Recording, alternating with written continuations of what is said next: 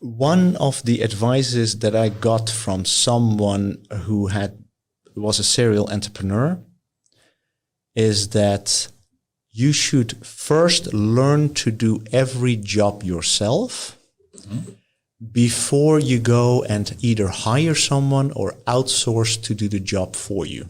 Right.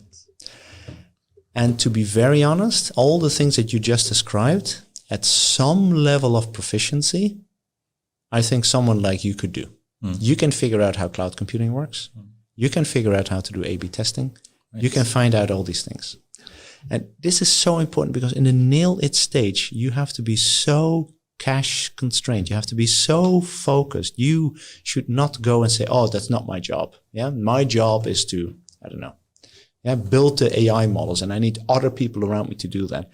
I think that's a little bit too naive. Good. Like that a lot. And people should be, having the vision being, coming alive and then, doing what it takes to do that. Yeah. I think that was, we sometimes speak about, what competence mean, and we can divide that into at least 3 different parts. One is the pure knowledge of, whatever works, like if it's AI or cloud computing or a backend web service or whatnot. But another can be also the ability to deliver. And a third could also be leadership. And I think leadership in this case is what you basically said now, which is that you want to have people that demonstrate, this is not my expertise, but I will fucking learn how to do it. And I will actually take the time to make sure that I help out and do what's needed to make this darn thing work. Yes. Right. I didn't know this was a podcast where you could use the F word, but sure, I'll use the F word. So. It's an afterwork. It's perfectly fine. Okay, sorry.